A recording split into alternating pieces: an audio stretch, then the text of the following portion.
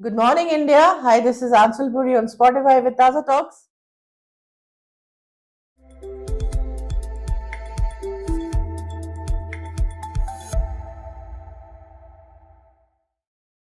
And today we are welcoming our esteemed guest.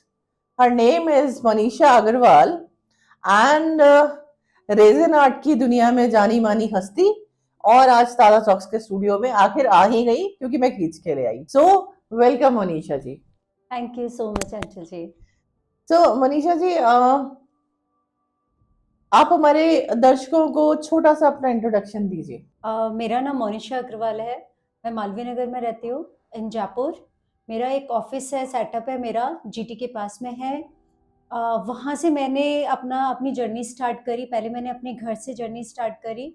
फिर काफ़ी time 1 year complete होने के बाद मैंने अपना ऑफिस से स्टार्ट किया. ऑफिस से मैंने अपना वर्क स्टार्ट करना चालू कर दिया. पहले मैं घर से स्टार्ट किया था तो छोटा सा बिजनेस था. फिर आगे ऑर्डर्स आते गए, काफ़ी अच्छे ऑर्डर आने लग गए तो मैंने अपना एक सेटअप ऑफिस में खोल लिया.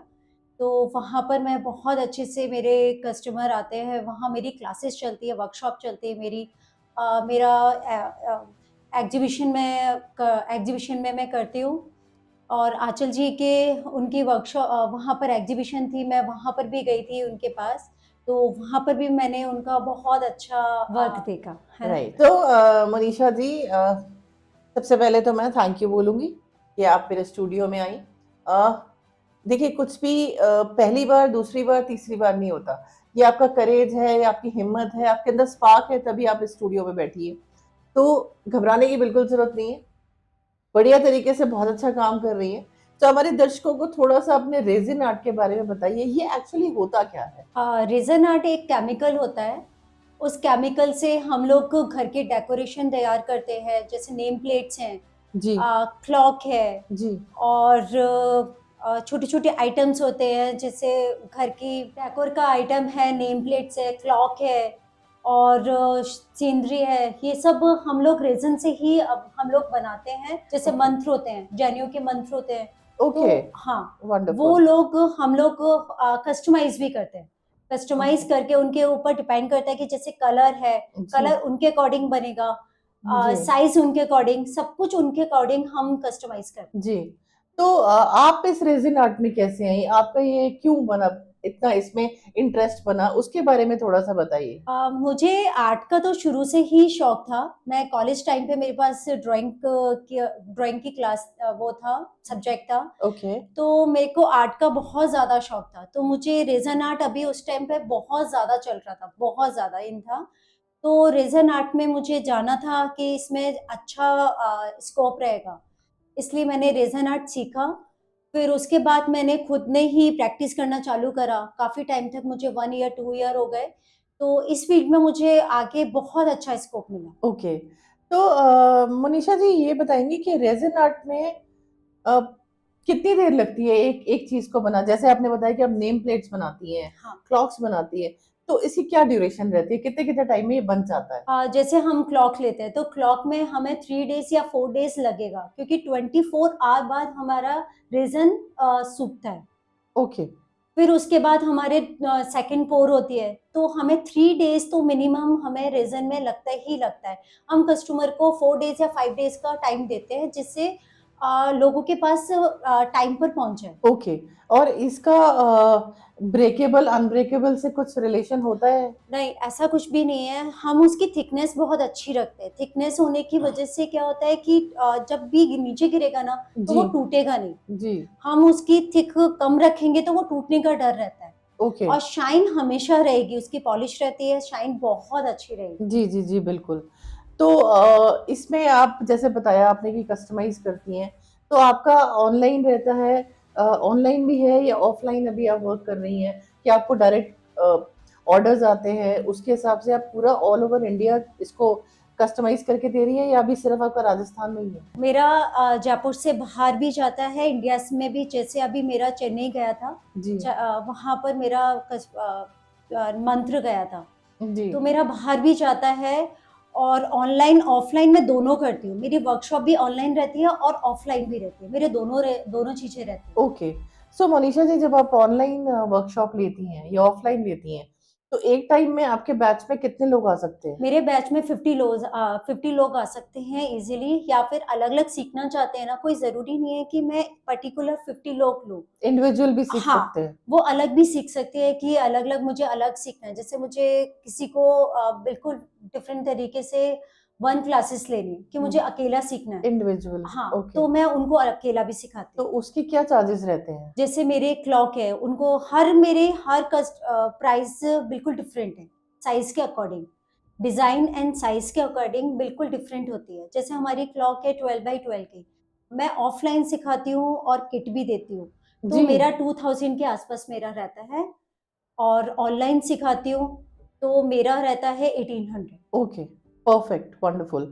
तो मनीषा जी, अगर मैं बात करूं कि जिस तरह आप ऑनलाइन भी कस्टमाइज करती हैं, ऑफलाइन भी आप करती हैं, वर्कशॉप भी चलाती हैं, फ्यूचर में आगे इसको लेकर के क्या आपके प्लान्स हैं कि इसको आप एक एकेडमी के रूप में आगे लेके आना चाहती हैं, या अभी आगे आपके हर सिटी में जाकर के वर्कशॉप करना चाहती हैं, कैसे? मेरा आगे का ये है कि मेरे हस्बैंड इंटीरियर में हैं, जी। तो मैं चाहती हूँ कि मेरा इंटीरियर के थ्रू, जैसे रेजन में टेबल टॉप है, कॉफी हम्म, टेबल है, हम्म। तो कॉफी टेबल भी मेरे इंटीरियर में ऐड हो जाए। ओके। पेंटिंग है, जियो आर्ट है, आजकल वो बहुत ज्यादा चल रही है, तो वो इंटीरियर में ही ऐड होती है वो सब। तो मैं उसके अकॉर्डिंग मैं अपने हस्बैंड के साथ बिजनेस करना चाहती हूँ रेजन में। Okay, wonderful. तो आप इस रेज़िन आर्ट में कब से हैं? कितने साल हो गए आपको? मुझे 3 ईयर कंप्लीट हो गए हैं। ओके। ओके। पहला प्रोजेक्ट आपका क्या था? मेरी सिस्टर को मैंने उसको बर्थडे पर गिफ्ट दिया था, मेरी क्लॉक। मैंने उसको फर्स्ट बर्थडे पर क्लॉक दी थी, तो उसके बाद मेरा रिस्पॉन्स बहुत अच्छा आया। जी। लोगों के ऑर्डर्स आए, बहुत अच्छे अच्छे ऑर्डर आए। और मैंने खुद ने एग्जीबिशन स्टार्ट करी, राखियाँ बनाई मैंने। रेज़न की राखियाँ बहुत ज़्यादा इन थी उस टाइम पर, ओह! ओह! तो राखियाँ बहुत ज़्यादा इन में रही थी। और लोगों के जैसे घरों में नेम प्लेट थी, तो नेम प्लेट के ऑर्डर्स बहुत ज़्यादा आए। ओके। मैं बस इसी बात पे कॉन्सेप्ट पे आ रही थी कि फेस्टिवल वाइज़ भी आप इस पे वर्क करती हैं। हाँ, अब फेस्टिवल जैसे अभी दिवाली था, दिवाली के लिए हमने ट्रे बनाई थी, कोस्टर बनाए थे, तो ड्राई फ्रूट्स के स्टैंड होते हैं वो बनाए थे, जी, जी, जी। वो चीज़ मैंने बनाई थी। जी, अगर हम बात करें कि बच्चों के एकेडमिक्स की, तो स्कूल से रिलेटेड भी आप कुछ बनाती हैं? स्कूल के लिए बच्चों के, एजुकेशन? हाँ, बच्चों के लिए जैसे कीरिंग होते हैं, बच्चों की छोटे-छोटे गिफ्ट्स आइटम के लिए हमने कीचेन बना दिया, बुक मार्कर बना दिया, वो मार्कर ओके। सिखा दिया छोटे-छोटे बच्चों को। तो छोटी-छोटी चीज़ें हम लोग कराते रहते हैं वर्कशॉप में। जी, जी, जी। तो इसमें अगर मैं आपसे पूछूँ, तो हम बात करें इसकी मटीरियल की, तो क्या मटीरियल यूज़ होता है आपके इस सारे इसमें एक चीज़ को बनाने के लिए? इसमें काफ़ी सारी चीज़ें होती हैं, हर डिज़ाइन के ऊपर डिपेंड करता है। जैसे रेज़न है, रेज़न का एक केमिकल आता है। केमिकल दोनों, एक हार्डनर होता है, एक रेज़न होता है, तो उन दोनों को मिक्स करके ये एक आता है बहुत कॉस्टली। जी। इसलिए हमारी कॉस्ट ज़्यादा कॉस्टली हो जाती है, हुँ, हुँ। बहुत कॉस्टली आती है, तो रेज़न इसलिए हमारा कॉस्टली में चला जाता है। Okay, okay, okay. और क्या ये केमिकल हार्मफुल होता है? हार्मफुल होता है, मगर हम पूरा जैसे हमने ग्लव्स पहन लिया, मास्क लगा लिया, तो वो चीज़ प्रिकॉशन होना बहुत ज़रूरी है। ज़रूरी है। ओके, बिल्कुल। Okay, okay. और ये किस एज ग्रुप से हम शुरू कर सकते हैं? अगर बच्चे या बैचेज़ चाहें या स्टूडेंट्स चाहें, तो किस एज ग्रुप से शुरू होता है? 10 ईयर्स से हम स्टार्ट कर सकते हैं। 10 ईयर वाला बच्चा आराम से इज़िली कर सकता है। हम उनको ग्लव्स पहन के, क्योंकि इसमें काफ़ी तरीके के रेज़न होते हैं। कई होते हैं हार्मफुल होते हैं बहुत ज़्यादा। हुँ, मैं हुँ, जो हुँ। यूज़ करती हूँ वो मेरा हार्मफुल नहीं। जी। बिल्कुल। इसमें जैसे कई बार क्या होता है कि फ़ास्ट वाला होता है, तो वो बहुत जल्दी थिक हो जाता है, तो उसमें हीट निकलना चालू हो जाता है। तो वो बच्चों के लिए बहुत ज़्यादा इफ़ेक्ट करता है। ओके, हाँ, ओके। और मेरे में टाइम पीरियड जैसे हम 45 टाइम पीरियड होता है, 40 मिनट्स का टाइम पीरियड होता है, तो हम ईज़िली बच्चों को ईज़िली सिखा सकते हैं। हुँ, और हुँ। इसमें आपको कोई हार्मफुल नहीं होगा, आप अच्छे से वॉश कीजिए। हुँ। और रूम खुला होना चाहिए, ये चीज़ का ध्यान रखना चाहिए। ओके। तो मनीषा जी, मैं अगर हम बात करते हैं आपके 3 साल के करियर को लेकर के, तो क्या-क्या चैलेंजेस आपने फेस किए जब आपने ये स्टार्ट किया था तो? मैंने स्टार्ट किया तब मेरे father in law, mother in law थोड़ा-सा ये था कि कर पाएगी, नहीं कर पाएगी। तो मैंने कहा नहीं मैंने अपने पापा जी को बोला, मैंने कहा नहीं पापा जी मैं कर लूँगी, मुझे बस एक बार मौका दो, मुझे करना है और करके दिखाना है।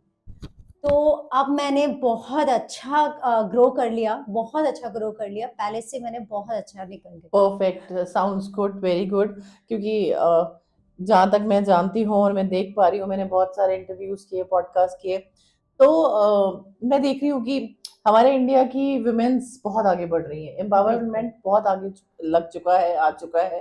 तो आई सैल्यूट यू फॉर दिस कि आपने उनको मनाया, समझाया और आगे बढ़ी और आगे बढ़ भी रही हैं। Very good, congratulations for this. Thank you. So जैसा कि मैंने रेज़िन आर्ट में सुना है, बबल्स उगते हैं, कुछ बिल्कुल, ऐसा। उस बिल्कुल। टाइम पे कैसे उसको हैंडल करती हैं आप सिचुएशन को? जैसे बबल्स आते हैं, हम उसको रेज़न को 15 मिनट्स या 10 मिनट्स के लिए हम रेज़न को पोर के हमने मिक्सिंग करी, मिक्सिंग करने के बाद हम उसको थोड़ी देर के लिए रख देते हैं, जिससे हमारे बबल्स हट जाते हैं। जी, फिर हटने के बाद हम किसी चीज़ पे हम मोल्ड पे काम कर रहे हैं, तो हमने मोल्ड पे डाला, फिर हम बबल स्प्रे आता है, ओके, हाँ, या हीट गन आती है, तो हम उससे रिमूव करते हैं। ओके। और इसके लिए जैसे कोई कॉन्सेप्ट आता है आपके पास, कस्टमाइज़्ड ऑर्डर आता है, हाँ, तो पहले उस आर्ट वर्क को आप पेपर पे बनाती हैं, नहीं, ऐसा कुछ? नहीं नेट पे काफ़ी सारे डिज़ाइन आते हैं, कस्टमर को हमें पहले डिज़ाइन देनी पड़ती है, साइज़ देना पड़ता है, फिर डिज़ाइन देनी पड़ती है, तो वो कस्टमर आके पूछता है कि हम लोगों को कि मुझे ये साइज़ चाहिए, छोटे से छोटा आप कौन-सा बना सकते हो? हम उसके अकॉर्डिंग उनको डिज़ाइन देते हैं, फिर प्राइस पता चलती है। ओके। हाँ, अगर मैं आपसे कहूँ कि कोई अपने पेरेंट्स को रेज़िन में एक फ़ोटो मोल्ड में फ्रेम। देना चाहता है, तो आप बनाती हैं वो? हाँ, बिल्कुल, मैं वो कस्टमाइज़ कर मोल्ड में बनाती हूँ, उनमें डिज़ाइन देती हूँ, फिर हम फ़ोटोज़ सेलेक्ट करते हैं, फ़ोटोज़ लगाते हैं। अभी इन दोनों 25th एनिवर्सरी का बहुत ज़्यादा चल रहा है, गिफ्ट देने का, फ़ोटो फ्रेम का। तो फ़ोटो फ्रेम क्या है, रेज़िन में हमेशा के लिए रहती है। हमेशा के लिए वो रहेगा तो मोमेंट हमेशा याद रहेगा। जी। अभी इन दोनों शादी का बहुत ज़्यादा है, शादी की वरमाला। शादी की अच्छा, वरमाला भी प्रिज़र्व करते हैं हम लोग। मैं प्रिज़र्व करती हूँ, जैसे हम फ़ोटो फ्रेम बनाते हैं, क्लॉक बनती है उसकी, की रिंग बनते हैं और छोटे-छोटे आइटम्स बनते हैं उनकी वरमाला के, जो हमेशा लॉन्ग टाइम तक सेव रहते हैं। वॉव! वंडरफुल। तो ये मतलब कुछ नया ही है, बिल्कुल, पहले हमारे टाइम पे बिल्कुल भी नहीं था ये, कुछ भी नहीं था। कुछ भी नहीं था। अब तो छोटे-छोटे बच्चों की जो अ, हेयर होते हैं, जी, वो अच्छा। प्रिज़र्व करा रहे हैं। ओह गॉड! ओह गॉड! ओह गॉड! ओह गॉड! तो इसके लिए आपने कोई कम्युनिटी या कुछ ग्रुप बनाने की कभी सोची कि मैं ऑल ओवर इंडिया में, क्योंकि देखिए बहुत सारी बच्चियां हैं, बहुत सारी गर्ल्स हैं, एकेडमिक्स में भी, कॉलेजेस में भी, स्कूल्स में भी बहुत सारी गर्ल्स हैं, बॉयज हैं जो रेजिन आर्ट में आना चाहते हैं, बिल्कुल, पर क्योंकि ये अभी कुछ नया कॉन्सेप्ट है तो इसमें थोड़ा सा वक्त लगेगा आगे बढ़ने के लिए। बिल्कुल। लेकिन क्या आप उनके लिए कुछ ऐसी कम्युनिटी, कुछ ऐसे ग्रुप्स या फिर कुछ ऐसा पैटर्न, कुछ ऐसी वर्कशॉप्स बनाना चाहेंगी आगे जाकर के, जिससे उनको आपके ज़रिए कुछ सीखने का मौका मिले? जैसे कॉलेजों में अभी वर्कशॉप बहुत ज़्यादा चल रही है। जी। कॉलेजों में भी काफ़ी कॉलेजों में वर्कशॉप इतनी ज़्यादा चल रही है कि लोग देखते हैं, वहाँ के स्टूडेंट होते हैं, वो बहुत जल्दी कनेक्ट होते हैं। रीज़न की जैसे कीरिंग हो गई, हम छोटे-छोटे आइटम्स रखते हैं ना, तो वो लोग पूछते हैं कि वर्कशॉप कहाँ से लेना है, कैसे लेना है, ऑनलाइन लेते हैं, ऑफलाइन लेते हैं, तो वो कनेक्ट बहुत जल्दी होते हैं और उनको ये चीज़ें बहुत अच्छी लगती हैं। ओह! Okay, okay, okay. तो वही मेरा एक्सपेंशन की बात जैसे की थी मैंने, तो मतलब आप आगे जाके इसको करना चाहती हैं। बिल्कुल, बिल्कुल, ओके। तो अब मैं आपसे अगर मैं बात करूँ कि जैसा कि आजकल हम देख पा रहे हैं कि वुमेन एम्पावरमेंट बहुत ज़्यादा बढ़ गई है, लेकिन साथ ही साथ कुछ फैमिलीज़, कुछ वुमेन्स ऐसी भी हैं, जो बहुत सारा हिडन टैलेंट्स होने के बाद भी ऑर्थोडॉक्स फैमिलीज़ की वजह से या फाइनेंशियल इश्यूज़ की वजह से नहीं कर पा रही है। बिल्कुल। लेकिन वो आगे बढ़ना चाहती है, उनमें टैलेंट बहुत कूट-कूट के भरा है। तो मैं चाहूँगी आपकी तरफ से हमारे हिंदुस्तान की उन वुमेन्स को कुछ ऐसा मैसेज जो हर जगह तक पहुँचे और वो मनीषा तक पहुँचे। ऐसा क्या मैसेज उनको आप देना चाहेंगी जो मैं आगे बढ़ना चाहती हैं पर नहीं बढ़ पा रही? मैं सिर्फ इतना बोलूंगी, जैसे मैंने थोड़ा एफर्ट डाला अपने फादर इन लॉ और मदर इन लॉ को बोलने में, वैसे ही आप लोग थोड़ा सा आगे बढ़ो, अपने पेरेंट्स को बोलो कि मुझे कुछ करना है, मुझे आगे बढ़ना है, मैं कर पाऊंगी। मैंने आप ये सब करोगे ना तो आप ऑब्वियसली आप आगे बढ़ोगे ही बढ़ोगे। थोड़ा सा टिपिकल रहेगा, मुश्किलें आएंगी, सब कुछ रहेगा, मगर पेरेंट्स बहुत अच्छे हैं, आपको पता है, वो आगे आपको बढ़ने देंगे। जी बिल्कुल। तो मोनिशा जी, अब हम वक्त आ गया है कि आप अपने सोशल मीडिया लिंक्स हैंडल्स हमारे दर्शकों को शेयर कर दीजिए, so that they can approach you directly for your services through ताज़ा टॉक्स प्लेटफॉर्म। तो क्योंकि इससे लोगों को आप तक पहुंचने में आसानी हो जाएगी। मेरा पेज का है आर्टिस्ट बाय मोनिशा।